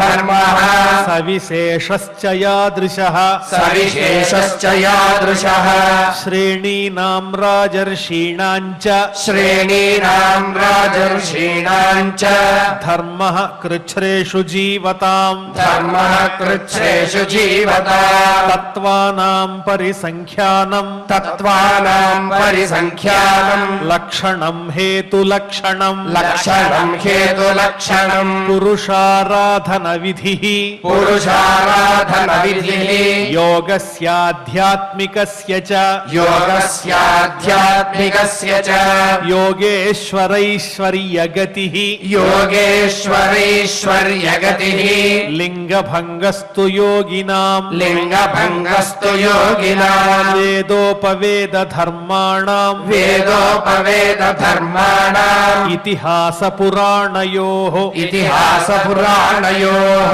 సంప్లవ సర్వభూతానాం సంప్లవః సర్వభూతానాం విక్రమః ప్రతిసంక్రమః విక్రమః ప్రతిసంక్రమః ఇష్టాపూర్తస్య కామ్యానాం ఇష్టాపూర్తస్య కామ్యానాం త్రివర్గస్య చ యో విధిః త్రివర్గస్య చ యో విధిః యశ్చానుషాయినాం సర్గః యశ్చానుషాయినాం సర్గః పాషండస్య చ సంభవః పాషండస్య తస్య చ సంభవః ఆత్మనో బంధ మోక్షౌ చ ఆత్మనో బంధ మోక్షౌ చ వ్యవస్థానం స్వరూపతః వ్యవస్థానం స్వరూపతః యథాత్మతంత్రో భగవాన్ యథాత్మతంత్రో భగవాన్ విక్రీడత్యాత్మమాయయా విక్రీడత్యాత్మమాయయా విసృజ్య వా యథా మాయాం విసృజ్య వా యథా మాయాం ఉదాస్తే